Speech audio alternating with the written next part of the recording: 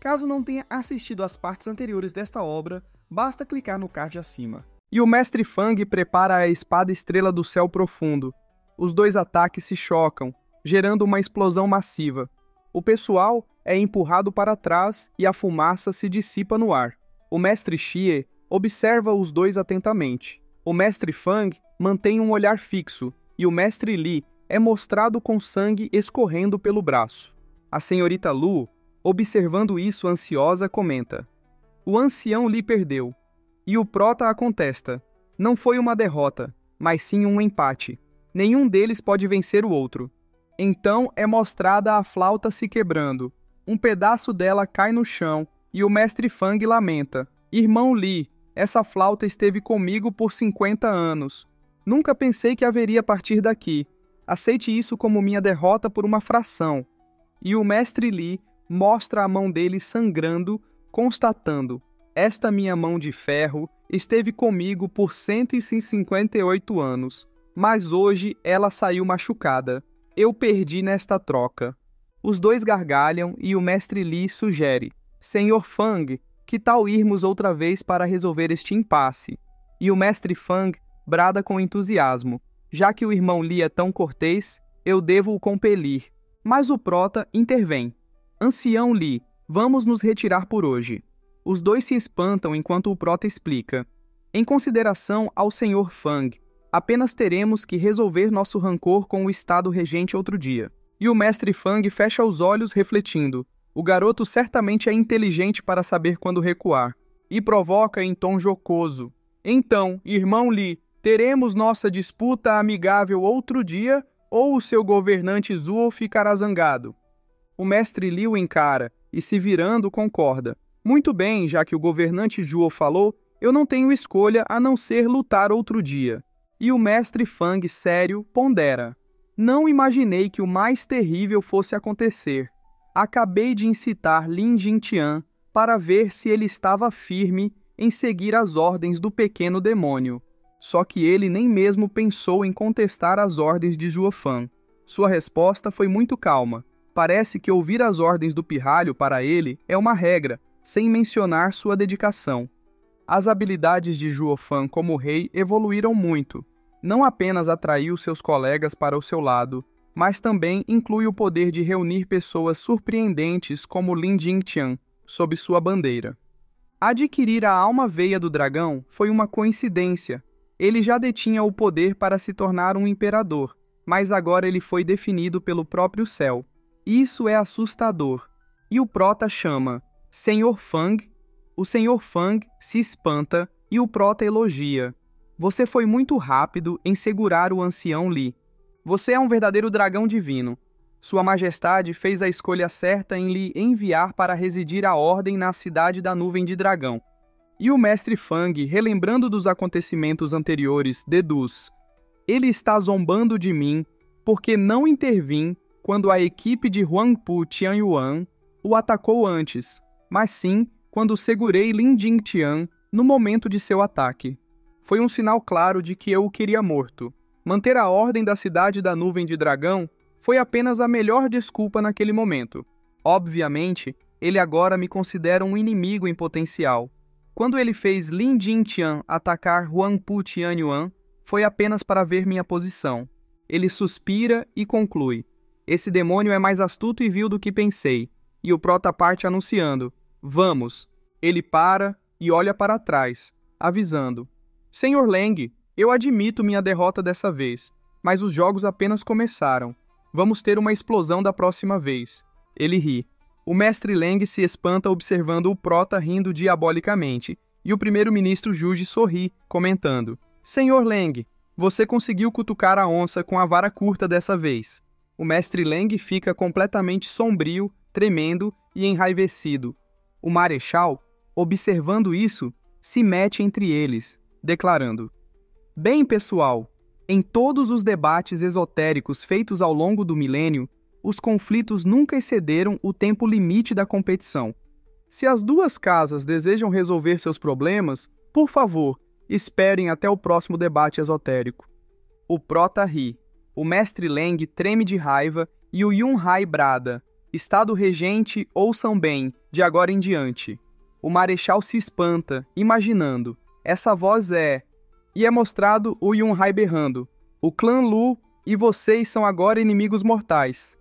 O prota o observa ponderando. Yun-hai?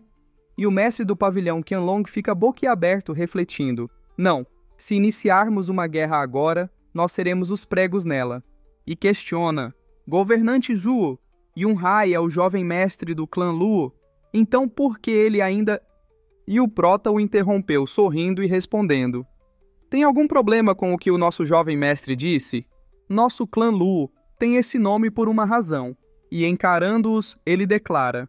De agora em diante, o clã Luo e o Estado Regente estão em guerra. E o mestre do Estado Regente ri, zombando. Deve haver algo muito errado com as crianças de hoje em dia. Elas são muito convencidas e impetuosas. Você acha que um mero especialista no reino divino é suficiente para proteger o clã Lu? Hilário. Você pode conseguir fazer as outras casas vacilarem, mas a história muda quando estão contra nós. É só perguntar ao velho, do seu lado, o quão forte nós somos, caso não acredite em mim. Você não é páreo para o nosso legado de 1000 anos. O prota o encarou e, sorrindo, responde. Será? É o que veremos. E o mestre Li olha para o mestre do Estado Regente aconselhando. Como um antigo venerável, deixe-me dar-lhe um conselho amigável. O clã Luo atual, mesmo que a família imperial deseje fazer algo, eles terão que pensar 2 vezes antes de executar. O mestre do Estado Regente e o mestre Leng se espantam. O pessoal da família Lu parte e o mestre do Estado Regente questiona em pensamento. O clã Luo, quem diabos são eles? A cena então se volta 3 horas depois na residência do clã Luo. O prota bate à porta, a fechando e ordena. Não me perturbem. A senhorita Luo estende a mão chamando. Zhuo!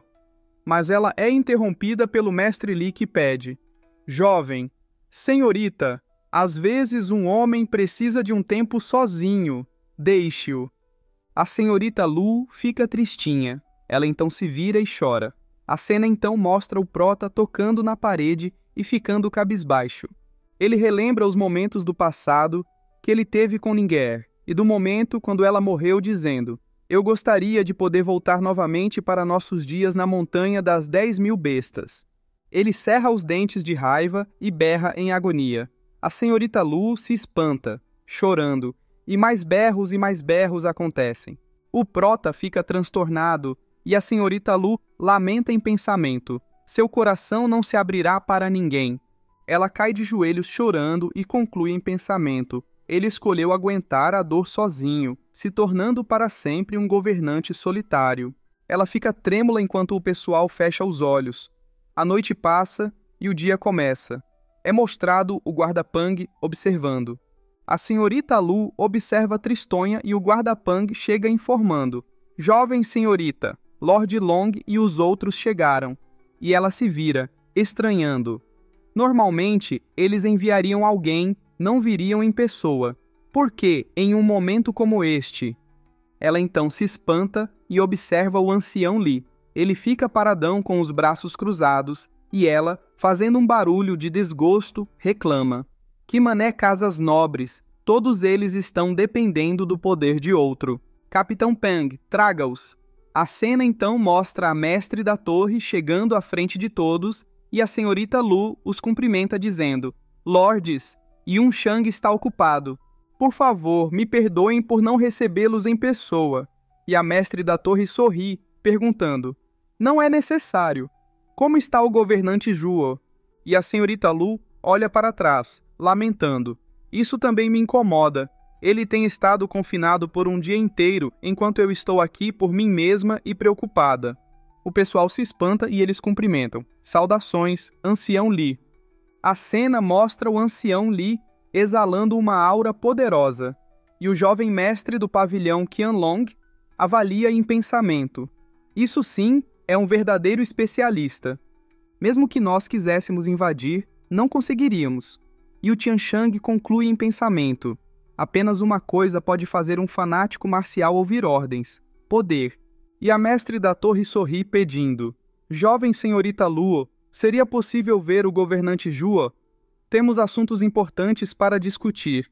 A senhorita Chuchu passa por eles indo à frente. A mestre da torre se espanta e chama. Qin Sheng? A senhorita Luo se espanta e estende as mãos gritando. Mestre Shu, o que você está fazendo? A senhorita Chuchu bate na mão dela e passando justifica. Isso é entre mim e ele. Eu peço que a jovem senhorita Luo não interfira. Ela então continua em frente e o mestre lhe avisa. Mestre Shu, o governante Jua precisa de descanso. Sem a sua aprovação explícita, você não pode entrar. Com um olhar sombrio, ele ameaça. Se não, prefere que eu te pare, mesmo que eu tenha que mexer com os fracos. O pessoal fica com medo. A senhorita Chuchu o encara e exige. Juofan, eu preciso falar com você. Saia daí e pare de se esconder como um covarde. O pessoal fica incrédulo com a cena e o mestre do pavilhão Qianlong pondera em pensamento. Juofan não é o mesmo de ontem. Ele tem um guarda-costas invencível, sem falar que o estado atual dele é instável. Se ele se irritar, nenhum de nós poderá pará-lo. A cena mostra o prota rindo. O ancião Li observa e o prota autoriza. Ancião Li, deixe-os entrarem. E o ancião Li fecha os olhos concordando. Entendido. A senhorita Chuchu então parte. Ela sobe a escada e abre a porta, se espantando. Ela observa o prota agora com os cabelos brancos. Ele fica cabisbaixo e o Yunhai, espantado, chama. Irmão Ju? O pessoal observa isso espantado e o prota explica. Desculpa, pessoal. Se vocês vieram pela declaração de guerra, podem retornar. Yunhai é jovem, mas ele é o futuro líder do nosso clã. Suas palavras são lei. O clã Luo lutará com o estado regente, mas a escolha é de vocês se quiserem ajudar. E a mestre da torre fecha os olhos analisando em pensamento. Tão devastado. Juofan era um monstro pragmático e ardiloso, desprovido de emoção, mas olha para ele agora. Agora que perdeu para as suas emoções, ele renunciou a tudo, sendo reduzido a esse estado, e a mestre da torre vai à frente aconselhando. Governante Juo não deveria ficar assim tão para baixo. Você não pode deixar suas emoções afetarem seu julgamento em como lidar com o estado regente. O prota vira o rosto. A senhorita Chuchu cerra os dentes de raiva. Ela agarra a mão do prota e o puxa, chamando. Venha comigo. Eles partem. A cena se volta para a Torre Huayu um tempo depois. O prota entra no quarto perguntando. Mestre Shu, por que você me trouxe a este lugar? Ele encara, questionando. Você não está planejando aprofundar nossos sentimentos, não é? Eu não estou. Mas ele se espanta com a cena. É mostrado a senhorita Ninger. Ele a observa e corre em direção a ela, indagando. Isso é o corpo de Ninger? Como? Ele observa algo na mão dela e exclama. Pérola de fixação da alma? Com isso, Ninger pode ser salva. E o narrador explica. Equipamento de 9º grau espiritual, pérola de fixação da alma. É um tesouro surpreendente para a defesa da alma, nunca visto em Tianyu. Quando especialistas no reino divino e superior lutam, a ênfase é a alma, e com a pérola de fixação da alma, a alma do usuário permanece segura. Tem até a habilidade miraculosa de simular a essência do usuário quando a alma dele estiver gravemente danificada. Sorrindo, o prota explica. Com a essência de Xue Ningxian roubada por 3 dias, ela acabou em colapso. Se ela tivesse a pérola de fixação da alma, ela teria sido salva. E olhando para a senhorita Chuchu, ele fala, com a ajuda de certos medicamentos, ela vai recuperar sua essência, conectar a alma dela e recobrar sua consciência. Esse é o único jeito dela se recuperar. Mestre Shu, muito obrigado. Mas ela tampa a boca do prota, chegando pertinho dele toda fofinha, e sussurra, me chame de Qin Shen, e sorri, comentando, agora você não tem mais por que ficar depressivo. O prota se espanta e sorrindo conclui, só precisamos encontrar alguns ingredientes para curar a mente dela, e a Ninger irá acordar. A senhorita Chuchu fica triste e pergunta, você sabe onde encontrá-los? E o prota fecha os olhos respondendo, eu não. mas com sua alma fixada. Temos tempo para encontrá-los. Eu procurarei além das fronteiras de Tianyu se for necessário. E a senhorita Chuchu pensa, ele fará de tudo por ela, mas o que será feito por mim? E chama, Juofan. O prota olha para ela, confuso, e ela, toda fofinha, pergunta, o que você está tentando dizer? E o prota sorri, comentando, eu quero te agradecer. E ela chega perto dele perguntando, como você vai me agradecer? E ele indaga, como você quer que eu...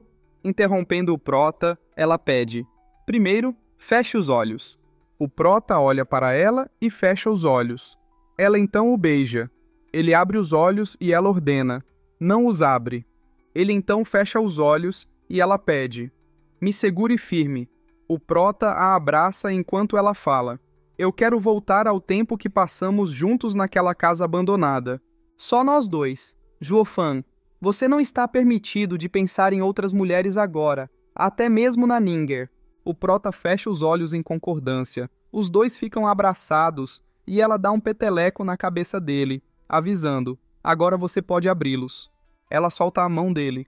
O prota se espanta e ela sai de perto dele perguntando, algo errado? Já se arrependeu? Tarde demais. Juofan, a partir de agora. Ela passa por ele sombriamente declarando, somos meros conhecidos. No futuro você vai ficar com ninguém e eu liderarei a Torre Huayu.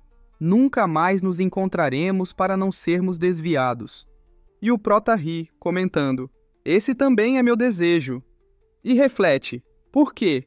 Por que eu me sinto tão incomodado? Desde quando me tornei desprezível? Ele estende a mão para ela pensando, que sentimento é esse? O que foi que eu perdi? E ela sugere, Juofan, você deveria voltar agora. Talvez logo você encontrará um jeito de salvar ninguém. E ele aperta o punho, pensando, foi ela quem me trouxe até aqui, e também foi ela que tomou a iniciativa para me beijar, mas agora ela está me expulsando. Ao contrário dos homens, as mulheres não fazem nenhum sentido. E despede-se. Nesse caso então, Qin Sheng, estou saindo. Ele parte. Ela fica sombria, e o ser misterioso aparece avisando, garota, lembre-se do nosso acordo. Quando ela acordar, tudo e todos aqui não mais serão problema seu. E ela confirma, eu sei, estou bem desde que eu possa vê-lo. A cena então se volta para o prota andando em meio à rua. Ele reclama, o que aconteceu com ela, sendo tão misteriosa do nada? Meio cabisbaixo ele lamenta, e se você quiser curar uma alma, você precisa de ingredientes de 9º grau, como poderia ser tão fácil? E uma transmissão de voz surge, garoto, se você quiser a garota, venha 50 milhas ao sul da cidade, na floresta. E o prota se espanta, indagando, quem é? E reflete, que tipo de poder é esse? Como ele pode transmitir sua voz até mim sem nenhum traço? E conclui, isto está relacionado com a atitude estranha de Qin Sheng? Ele parte pensando, tanto faz, eu terei que descobrir. A cena se volta para 2 horas depois, no meio da floresta, e a transmissão de voz chega. Uma risada ecoa perguntando, você veio? O prota se espanta e observa o ser, pensando, acima do reino divino, o reino imaterial. A cena, então, mostra os níveis, o reino do estabelecimento de fundação, o reino da coleta de Qi, o reino do forjamento de ossos, reino celestial, reino divino e, por último, o reino imaterial. E o narrador explica, apenas este estágio permite que as almas saiam do corpo. Mesmo que o corpo morra, a alma ainda pode permanecer. É um estágio alcançado apenas por aqueles que cultivam a alma até a perfeição. Quando a alma deixa o corpo, seus ataques afetarão apenas outras almas, e o poder alcançado é um nível que nenhuma alma no reino divino pode sobreviver.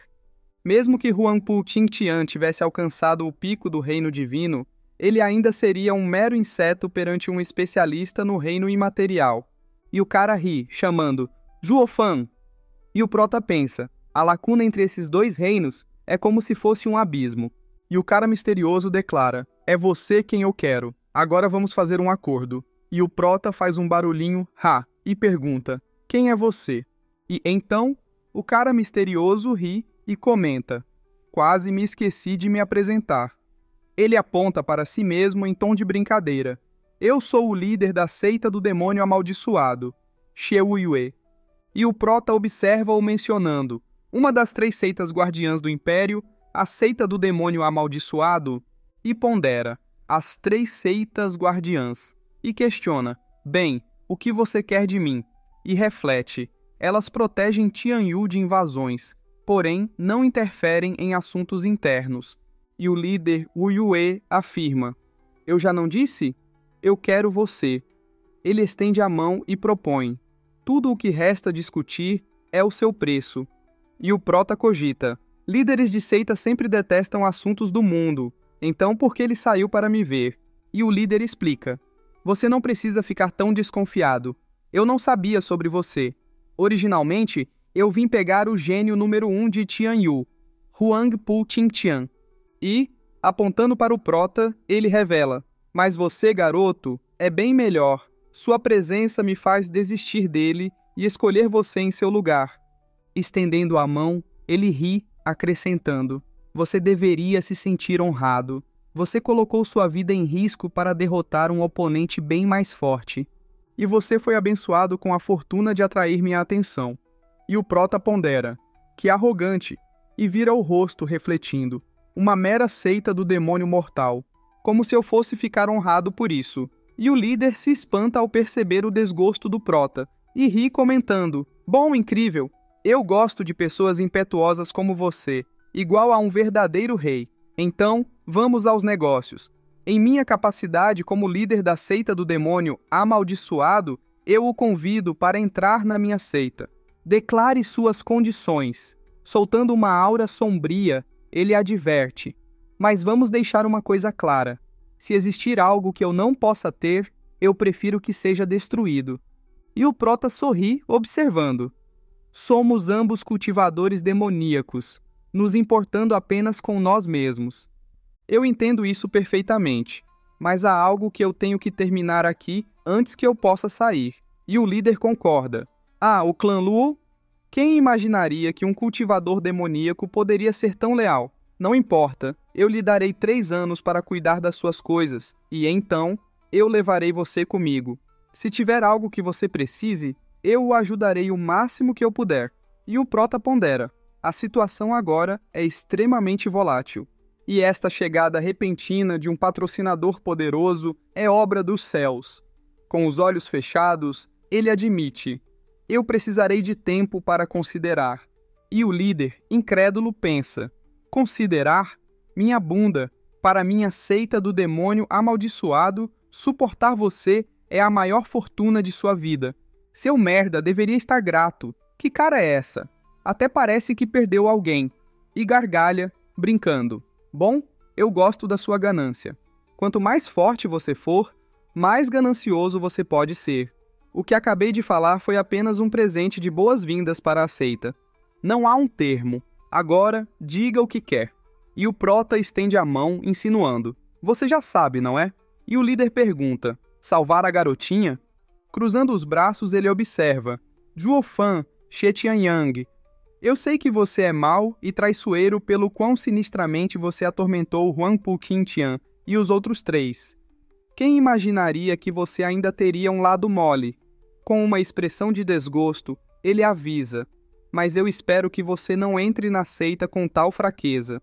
Nós, cultivadores demoníacos, estamos mortos no momento em que deixamos as emoções tomarem conta. Eu não quero destruir você, nem ver minha seita cair. Eu fui claro? E o prota encara-o e assevera: eu sei disso muito melhor do que você. Essa será a primeira e a última vez. E o líder confirma: certo. E anuncia: pegue. Ele joga algo para o prota. O prota pega rapidamente. E observando, o prota constata: pílula de 9º grau, pílula do retorno da alma?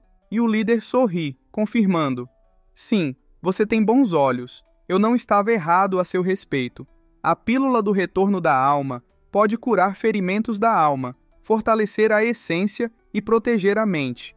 Até mesmo eu tenho apenas uma, mas eu lhe darei ela de boa fé. Saindo, ele deseja: espero que você atenda às minhas expectativas e retorne este investimento. O Prota observa a pílula, e a cena então se volta para a Torre Huayu. O Prota adentra chamando Qin Cheng, e ela indaga: diga, você já encontrou um jeito de salvar a Ninger? O Prota fica pensativo e pergunta: você já sabia que Xiao Yue viria até mim? E ela questiona: quem é esse? E o Prota conclui: ela não parece estar mentindo, e explica: Xiao Yue é o líder da seita do demônio amaldiçoado. Você não o conhece? Então, como você teria tanta certeza de que eu teria um jeito de salvar a Ninger? E ela fecha os olhos, revelando: alguém me falou, mas não se identificou. Então, não pergunte. E sorrindo, ela acrescenta: tudo o que importa é que a Ninger será salva. Nada mais importa, não é? Ela olha para o Prota, que aperta o punho firmemente, concordando: você está certa. Desde que a Ninger viva, eu venderia até mesmo meu corpo. Ele ri e passa por ela. Ele então adiciona a pílula na boca dela. Um poder surge, e o Prota orienta: Qin Sheng, fale para alguém informar o clã da Ninger. Logo ela acordará e vai querer ver sua família. A senhorita Ninger cerra os dentes, concordando: certo, eu enviarei alguém agora. O Prota fica feliz. E ela sai, comentando: você é tão atencioso. E alguém comemora: a Ninger está salva.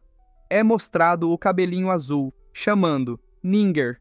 O Prota então fecha os olhos, feliz, e alguém chama: Governador Zuo, posso ter uma palavra com você?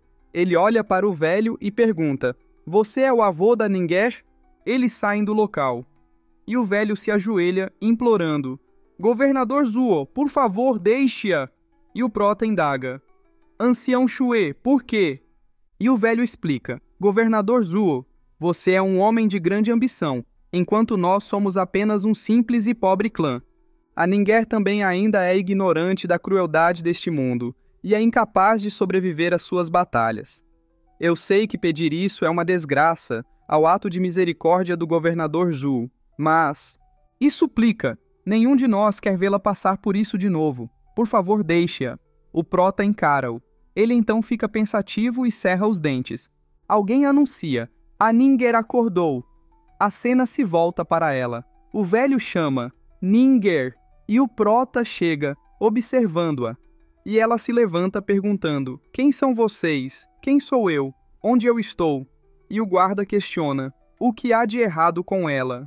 E o Prota tranquiliza: pessoal, não fiquem nervosos. A Ninger teve sua alma danificada, e a recuperação é o mesmo que renascer.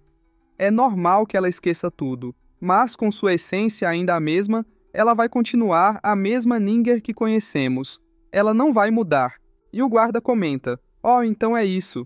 E o velho fecha os olhos observando. Para uma garota inocente como ela, esquecer tais memórias brutais é uma bênção.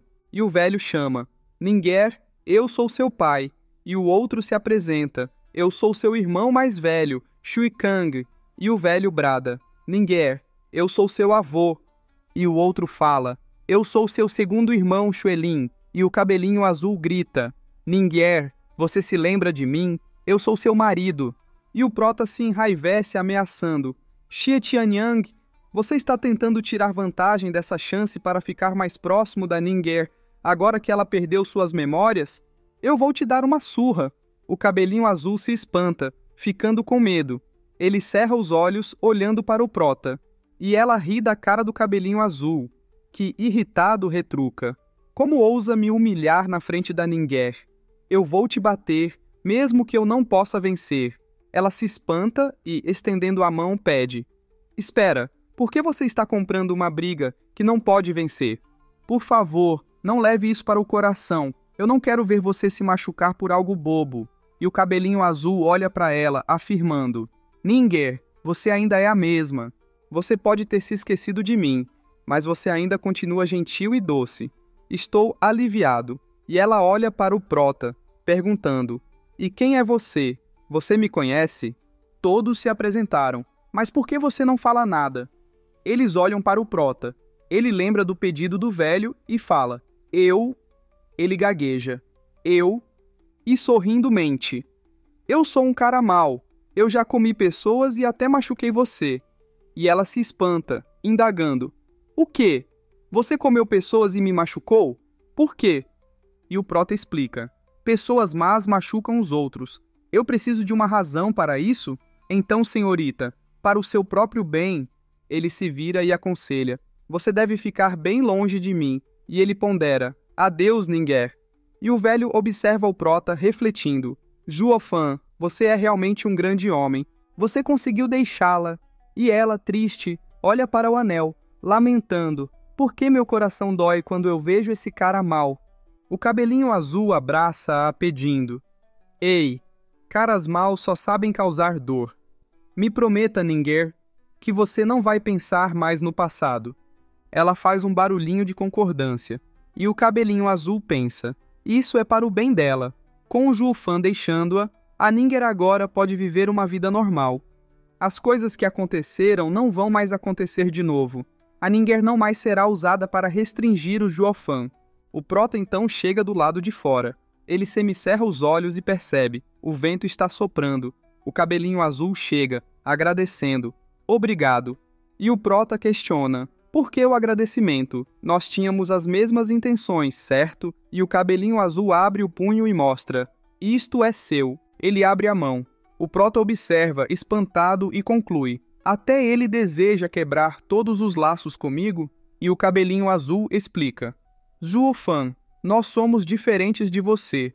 Você deseja lutar por supremacia neste mundo, enquanto nós apenas nos arrastamos com nossas meras existências. Não queremos glória, nem queremos que você perturbe nossa vida pacífica. Eu falei com o clã Shue. Amanhã eu os levarei para um lugar remoto nas montanhas e nunca mais voltaremos. Até mesmo a posição de segundo jovem mestre da mansão do Marquês da Espada, eu não quero mais." O prota aperta o punho, trêmulo, e se acalmando, elogia: "Poucos são como você, que sacrificam tanto pelos outros. Espero que você viva uma vida feliz e pacífica." Ele pega os anéis, enquanto o cabelinho azul sorri, desejando: "Eu desejo o mesmo para você, para um dia governar todos e ser lembrado pela eternidade. Certo, deixe-me te dar um último abraço." Ele então se espanta, e o prota parte. E se virando, ele constata: "Assim que partirmos daqui, nós nos tornaremos." E o prota conclui: "Completos estranhos." A cena mostra a senhorita Chuchu. Ela chega perto do prota e comenta: "Juofan, She Tianyang devolveu os anéis que você deu para ele?" E o prota concorda: "Qin Sheng, você estava certa." Ele fica todo triste, olhando para a mão e lamenta: "Um homem frio e sem coração como eu não merece o amor de uma mulher, nem ter um irmão jurado." Ele aperta o punho e desabafa: "Eu estou destinado à solidão." E ela estende a mão para ele, contestando: "Não." O prota então joga os anéis, declarando: "De agora em diante, meus olhos apenas terão o mundo à vista." E ela, triste, pensa: "Você sabia que você não está tão sozinho, afinal." A cena então se volta para os mestres, e ele chama: "Mestres, eu tive alguns assuntos para resolver, mas podemos conversar agora que eles já acabaram?" E ela reflete: o que exatamente a Qin Shen usou para ele voltar para si? E a senhorita Luo confessa: "Zufan, você me preocupou." E o prota tranquiliza: "Já está tudo acabado agora." Encarando-os, ele explica: "Mestres, eu sei o que está na mente de vocês. Vocês receiam que nossa declaração de guerra foi impulsiva e que arruinará tudo. Mas deixe-me dizer para vocês, quanto mais rápido nós dispersarmos esta farsa com o Estado regente, mais rápido cresceremos." E a mestra da torre questiona: "Assim que a guerra irromper, nossas casas estarão em perigo de aniquilação. Como cresceremos depois disso?" E o prota fecha os olhos e filosofa: "Na verdade, o mundo não muda nada. Guerra e paz se alteram, igual ao yin e yang." Com um olhar sombrio, ele afirma: "Guerra não significa ausência de paz ou sofrimento. Tudo se move conforme a perspectiva maior. A situação vai mudar depois do debate esotérico. Vocês precisam considerar o que aconteceu no debate esotérico e a mudança nos nossos inimigos. A melhor escolha agora é lutar com o Estado regente." E ela pondera: "Então é isso?" e pergunta: Governador Zhuo, você deseja tornar isso em um confronto de 3 vias? Mas onde encontraremos o poder para empatar com o Estado regente?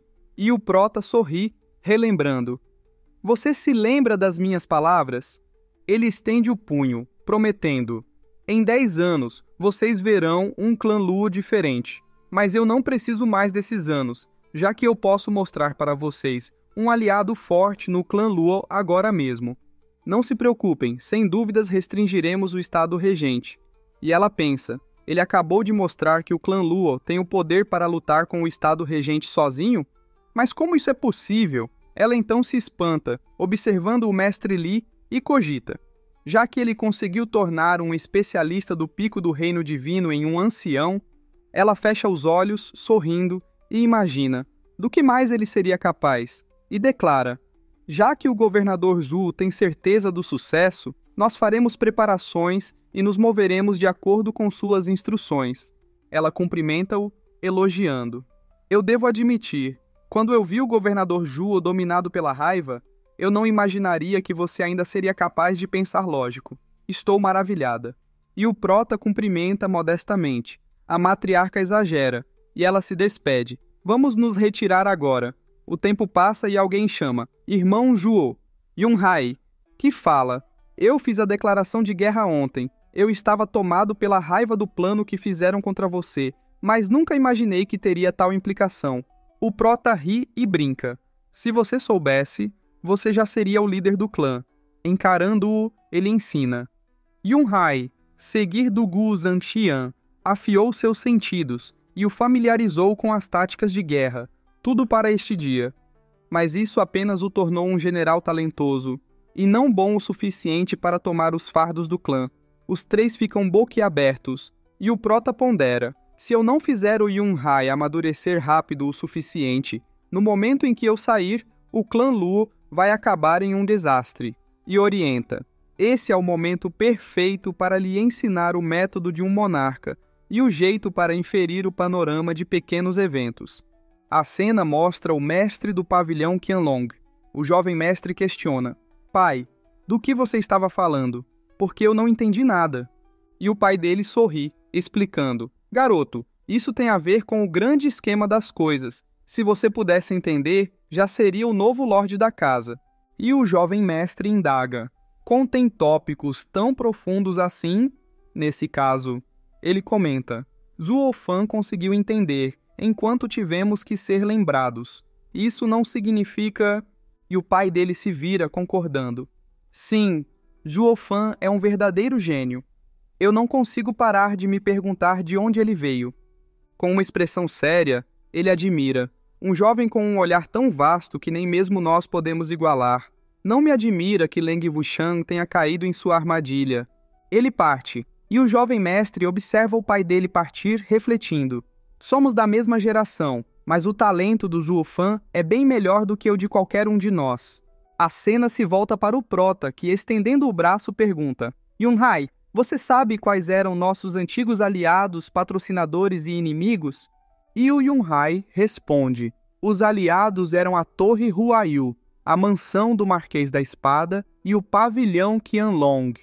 Os patrocinadores são a família imperial e meu padrinho, Marechal do Gu, enquanto os inimigos são o Estado regente e o resto das casas. E o Prota indaga: bem, e agora? E o Yunhai, assustado, questiona: agora não é o mesmo? E o Prota fecha os olhos, esclarecendo: não, já mudou. Yunhai, você precisa manter em mente que cada um cuida de si mesmo. Aliados e inimigos são passageiros. A única razão verdadeira que conecta todo o mundo nesta teia emanada é o interesse.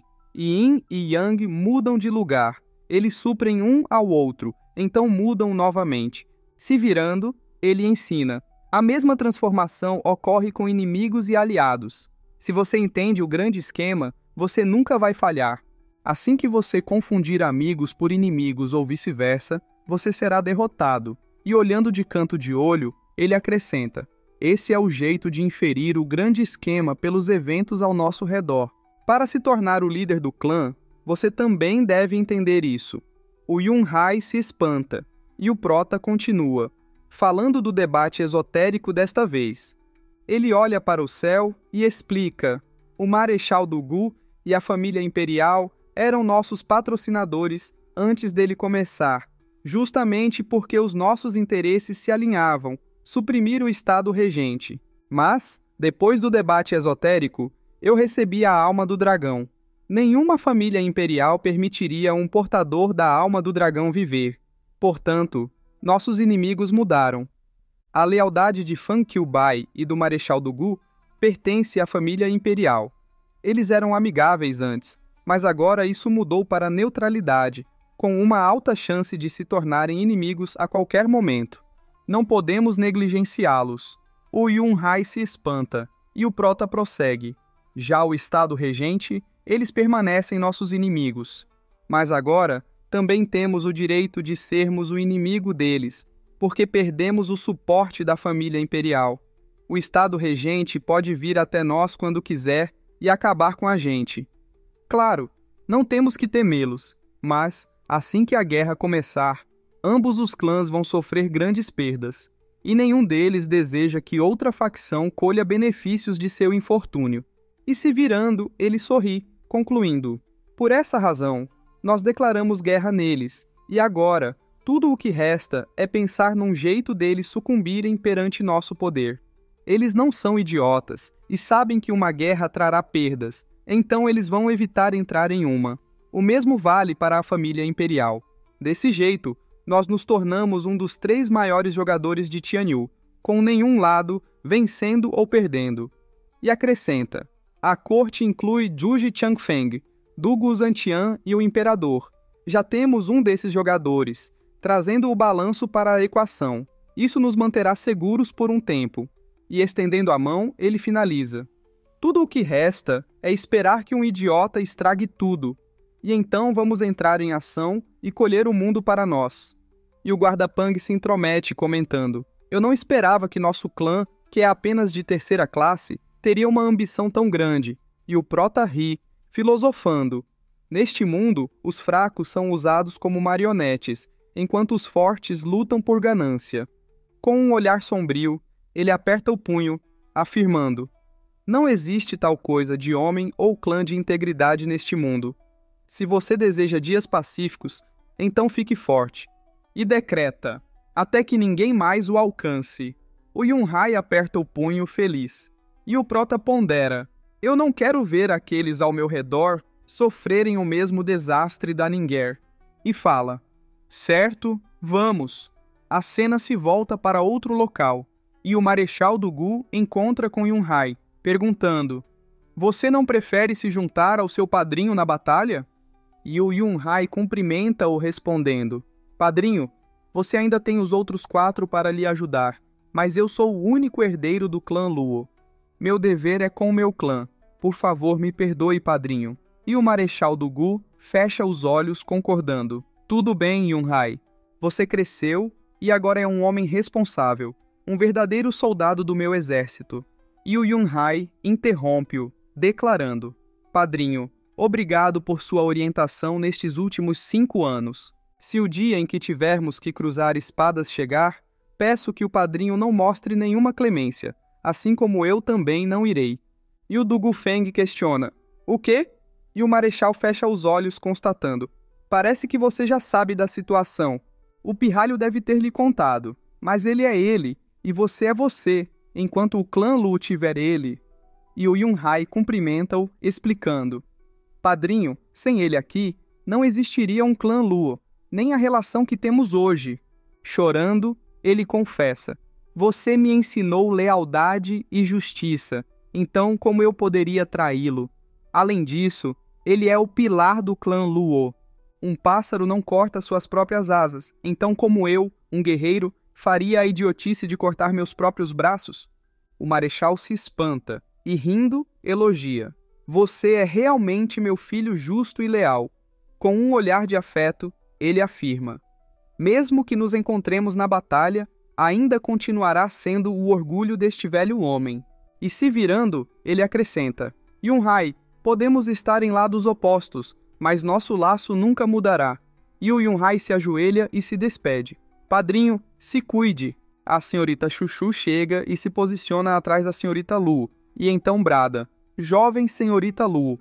A senhorita Lu se espanta e olha para trás.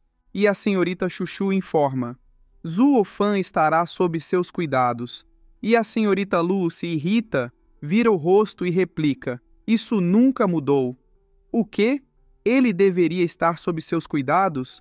E reflete: "Apesar de eu ficar grata por você tê-lo trazido de volta ao seu estado normal, isso não significa que eu tenho que parar de lutar pelo meu homem."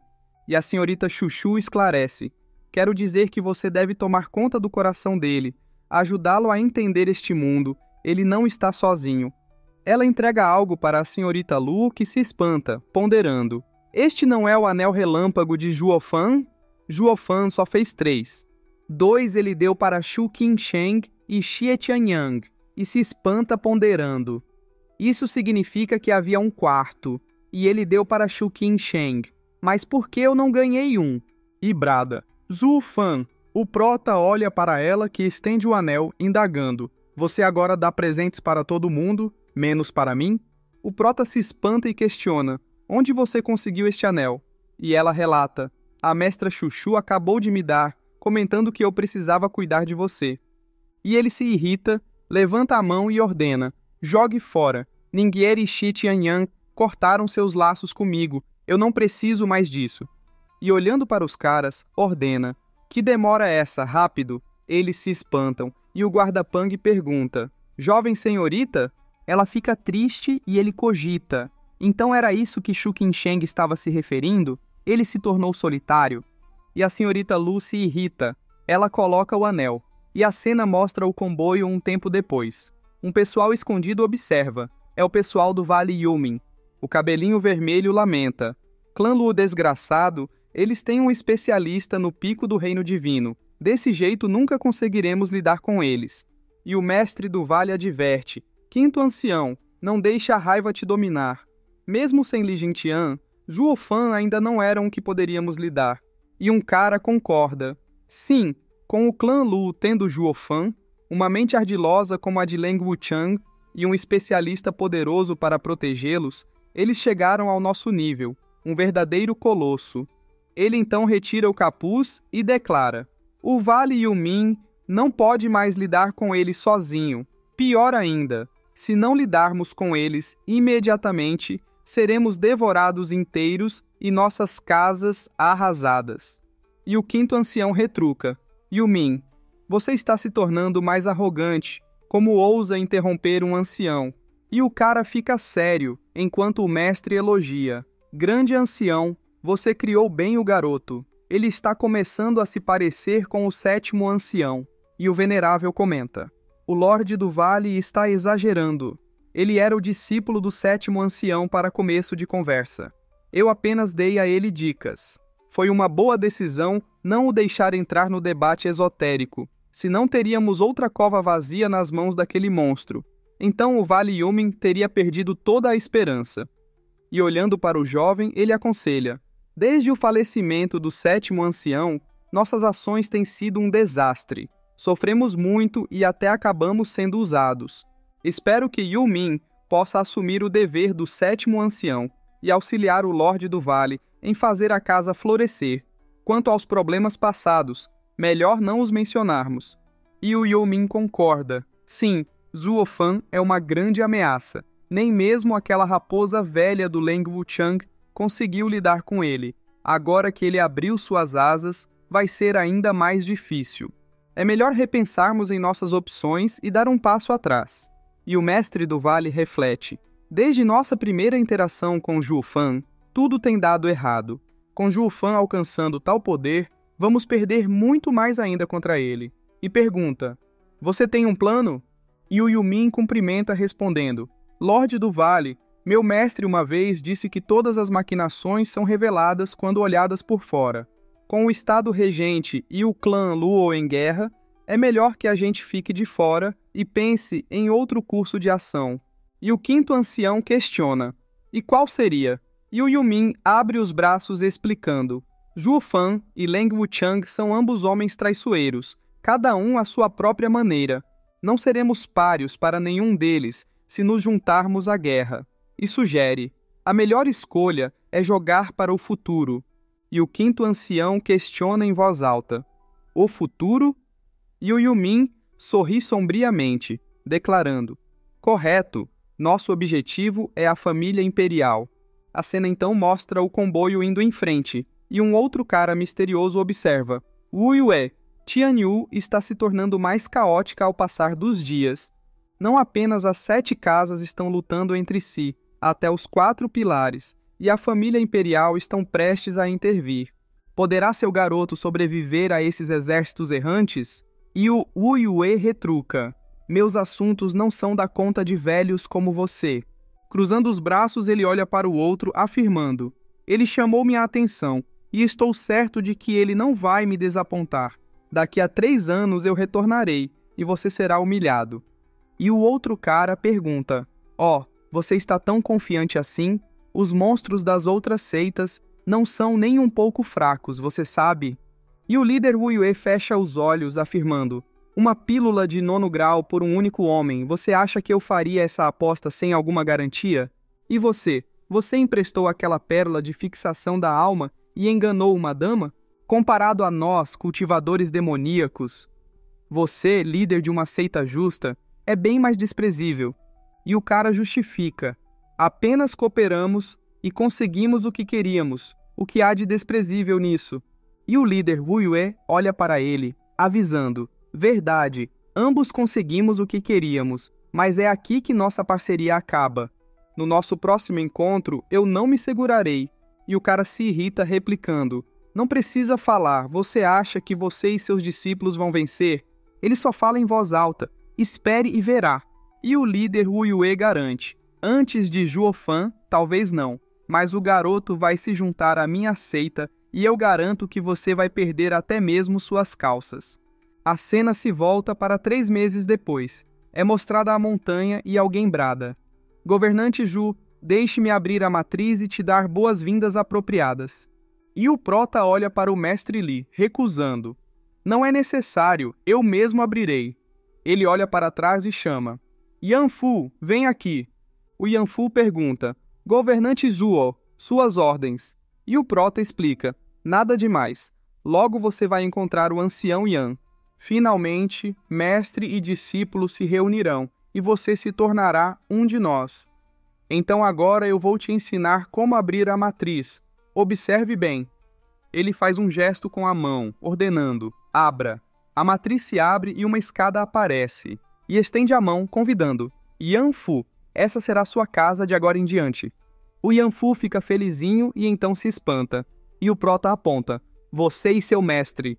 Uma explosão acontece e alguém gargalha, zombando: bruxa velha, velhote, quem vocês pensam que são?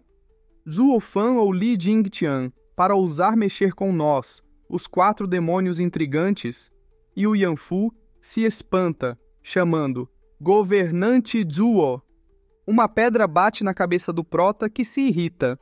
O mestre lhe avisa: governante Zhuo, eu vou colocar os 4 demônios na linha. E o prota se irrita, ordenando: não é necessário, eu mesmo farei isso. A cena mostra uma explosão à frente. E alguém reclama: seus desgraçados, ousam quebrar meu espelho de 1000 anos? É mostrada ela totalmente irritada, prometendo: eu vou matar vocês. E os diabinhos riem caçoando: bruxa velha, o que você está fazendo com um espelho sendo que é tão velha? Nós te fizemos um favor. E ela ordena: Qin Jian, pare de perder tempo com eles e use a técnica de vida e morte. O ancião Li se espanta, refletindo: técnica de vida e morte? E alerta: governante Zhuo, eu vou pará-los. E o prota dispensa: não é necessário. Ele encara e estala o dedo. Todos sentem isso, caindo de dor. E o líder dos demoninhos indaga em voz alta: o que está acontecendo? Isso não me machuca há 5 anos, que merda é essa? E o outro berra, conjecturando: já sei, são os vermes de sangue. O merda do Li Jingtian voltou. E a velha corrige: idiota, ele não sabe como usar os vermes. E o outro questiona em voz alta: o quê? Ele nos enganou. Espere aí, e se ele não fez isso, então por que eu sinto cãibras por todo o corpo e não consigo me mover? E a velha conclui: imbecis, Precisam mesmo perguntar? Quem no mundo teria tal método cruel? O garoto voltou. A cena mostra o prota sombrio olhando para eles. O líder fica incrédulo. Todos ficam espantados. E o velho suplica. Ancião Li, por favor, diga ao governante Zhuo, os 4 demônios começaram. Não foi a gente. E o ancião Li o observa, advertindo. Vocês acham que o governante Zhuo não saberia que os 4 demônios estão por trás disso? Porém, vocês nunca deveriam pensar em sequer usar a técnica de vida e morte aqui. Estão pensando em acabar com o clã Luo? O governante Zhuo acabou de retornar e estava em bom humor. Algo raro. Mas vocês... E o velho justifica. Mas estávamos só ameaçando eles, não iríamos usá-lo. E a velha chama. Jovem senhorita! E ela sorri, tranquilizando. Não se preocupem. E os dois com olhinhos fofinhos pensam. Não passamos todo esse tempo com a jovem senhorita por nada. Sempre que necessitamos, ela vem nos ajudar. A cena então se volta para dentro da montanha e alguém fala. Bem, pelo bem da jovem senhorita, eu vou poupar vocês dessa vez. E os velhos agradecem em voz alta. Obrigado pela sua generosidade, governante Zhuo. Alguém chega rapidamente. O Yanfu observa e o mestre Yan chama. Yanfu? O Yanfu se espanta. E o mestre Yan se alegra. Meu discípulo. O Yanfu fica boquiaberto e apontando para o mestre Yan, ele questiona. Hã? Você é o meu mestre? E o mestre Yan ri, confirmando. Claro! Eu tomei a pílula de 8º grau do governante Zhu e limpei o veneno, me fazendo dezenas de anos mais jovem. E sorrindo, se gaba. Estou bonito, não é mesmo? Eu te disse várias vezes, se não fosse por treinar a palma da nuvem colorida, desde tão jovem, eu seria um cavaleiro fino e elegante, cortejando milhares de garotas com uma simples piscadela. Vê? Eu não estava mentindo. E o Yanfu, trêmulo, concorda. Sim, você é realmente meu mestre, antigamente. E o mestre Yan abraça, chorando, enquanto o Yanfu fala em voz alta. Meu mestre apenas se gabava desse jeito comigo. Esse é o nosso segredo. Mestre! E o mestre Yan chama. Discípulo! E o prota sorri, orientando. Bem, Yanfu, você ainda é muito novo para assumir uma posição. Comece como um assistente do clã Luo. O Yanfu agradece em voz alta. Sim, muito obrigado, governante Zhuo, pela sua graça. E o prota pensa. Eu esqueci de algo? Deixa pra lá, deixa pra lá. A cena mostra os diabinhos e um deles comenta. Chefe, nós fomos esquecidos? E o líder constata. Parece que sim, isso machuca. A cena se volta para o Palácio Imperial e alguém exclama. O quê? É mostrado o imperador perguntando. O que você acabou de falar? Yan Bangui, Yu Yushan e Lin Xuanfeng, até mesmo o gênio número 1 em Tianyu, Huangpu Qingtian, e reflete. Quando eu dei esta missão pela primeira vez para Zhu Fan, eu pensei que ele teria apenas meia chance de sucesso, mas o órfão foi além do seu dever, o que me trouxe uma bela notícia. E pergunta, algo mais? Os dois se entreolham e o mestre Fan cumprimenta, informando. Vossa Majestade, no debate esotérico, Huangpu Qingtian revelou que ele tinha uma alma veia do dragão. Mesmo o Estado Regente tendo inventado desculpas, eu acredito que eles desejam retirar todas as almas veias do dragão da veia do dragão da família imperial e se rebelar. O imperador bate na mesa, indagando em voz alta. O quê? Você está falando que o Estado Regente tornou-se tão ousado que foi atrás da veia do dragão da família imperial e até mesmo fez alguém se tornar o mestre de uma alma veia do dragão? E pondera. Espere. Há algo errado. Se Huangpu Qingtian tinha uma alma veia do dragão, então ele deveria estar sob a proteção do mundo. Como pode? Será possível? E o mestre Fang fecha os olhos, concluindo. Receio que as suposições de Vossa Majestade estejam corretas. Zhuo Fan é um homem a ser reconhecido. Abrindo os olhos, ele narra. Ele matou Huangpu Qingtian e subjugou a alma veia do dragão, fazendo o mundo tremer por 9 dias. Pelo que vi, ele é um homem que pode mudar o destino. E o imperador indaga. Você quer dizer que Zhu Fan tem a alma veia do dragão e agora se tornou um rei verdadeiro, ainda por cima pela providência? E o mestre Fang abre os braços, confirmando. Sim, mas apesar dele ter providência e a proteção da alma veia do dragão, o portador da veia do dragão dominar as terras foi predito pelo alto sacerdote desde 1000 anos atrás. Desde então a previsão da paróquia nunca mudou. Tocando o queixo, o mestre Fang questiona: há apenas uma coisa que eu sou incapaz de esclarecer.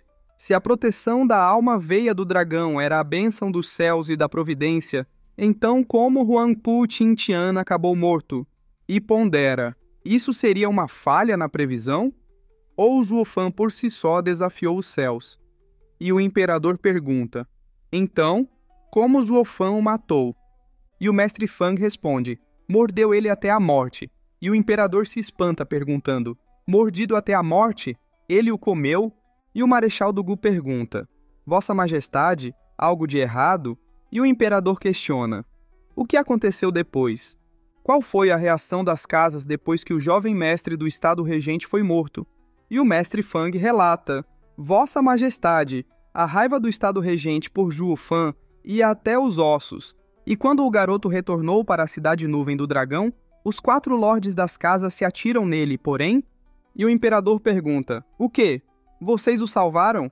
E o marechal explica: Vossa Majestade, agora o garoto tem a alma veia do dragão, e mais cedo ou mais tarde vai se tornar um espinho no caminho da família imperial. Refletindo o quanto ele já fez por nós, não podíamos matá-lo nós mesmos. E o mestre Fang acrescenta: então deixamos o Estado Regente atacá-lo. Foi a melhor conclusão.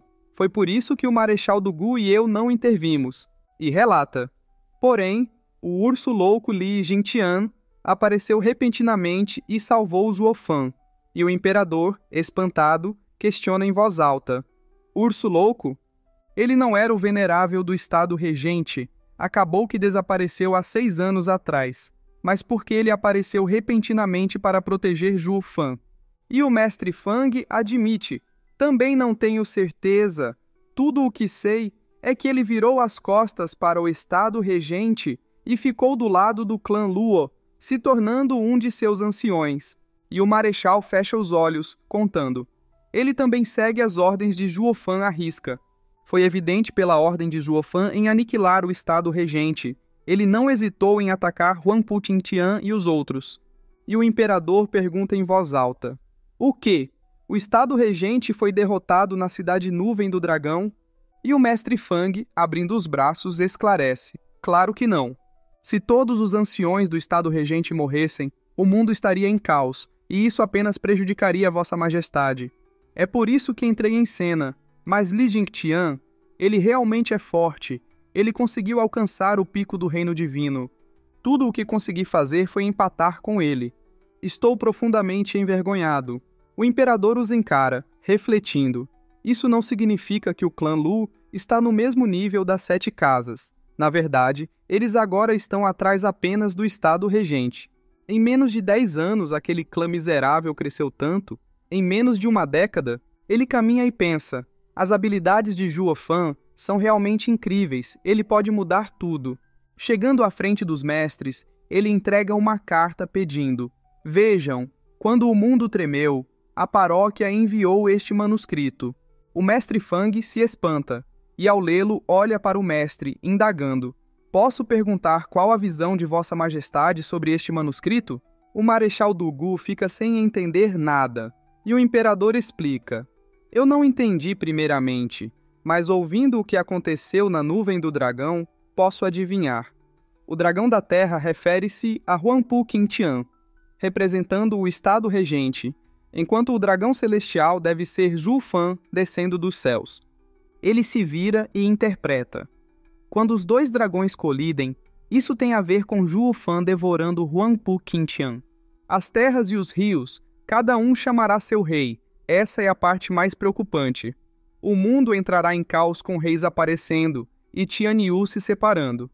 Os 2 se espantam, e o marechal sugere em voz alta: Vossa Majestade, eu posso ser próximo do clã Luo, mas pela segurança de Tianyu, deixe-me marchar até a cidade Windgaze. E o imperador recusa: não, se você conhece o inimigo e conhece a si mesmo, não precisa temer o resultado de 100 batalhas. E alerta: As nossas informações sobre o clã Lu são limitadas, ao ponto que nem sabíamos sobre Li Jingtian, e é óbvio que Zhuo Fan está escondendo segredos profundos. E mesmo que marchemos até eles, não podemos fazer isso sem razão. Isso apenas dará aos outros uma chance de tomar vantagem do caos. E o mestre Fang pergunta: então o que devemos fazer, Vossa Majestade? E o imperador ordena: conforme nossa promessa, informe que todo o clã Luo tem que vir até a capital imperial para sua recompensa, para receber seu título como a 8ª casa nobre. Chame os clãs e as 7 casas para testemunhar esta cerimônia. E o mestre Fang fecha os olhos, concordando: Vossa Majestade é sábia. Com tantos especialistas reunidos na capital imperial, não teremos que mover um dedo. E acrescenta: já que eles vão se atacar por ódio e vingança, qualquer infortúnio que aconteça ao clã Lu agora, mesmo que pela mão do Estado regente, não terá nada a ver conosco. Vamos até mesmo ver o verdadeiro poder do clã Luo. Isso é matar 2 coelhos com uma cajadada só. E o imperador pondera: não é bem possível que o Estado regente não seja mais adversário do clã Luo. Olhando para eles, ele revela: apenas desejo ver todo o poder do clã Luo. Ele ri. A cena mostra a montanha e o Gu Santong chega, comentando: essa deve ser a casa do papai, caramba, até matriz de 5º grau. Nada mal. Ele berra, chamando: oh pai, cheguei. Abra ou eu vou abrir meu próprio caminho. E o Yanfu chega, perguntando: uma criança? Pensei que fosse outra pessoa. O que você está fazendo? E o Gu Santong responde: estou procurando por alguém. E o Yanfu pergunta: quem você está procurando? E o Gu Santong aponta para si mesmo, dizendo: meu velho Zhuo Fan. Caso queiram ver os vídeos com antecedência, é só se tornar membro do nosso canal. Assim, você terá acesso a vídeos antes de todos. Inscreva-se no canal, clique no sininho para receber notificações, dê um like se você gostou, deixe um comentário e compartilhe para ajudar nosso canal a crescer. Tamo junto!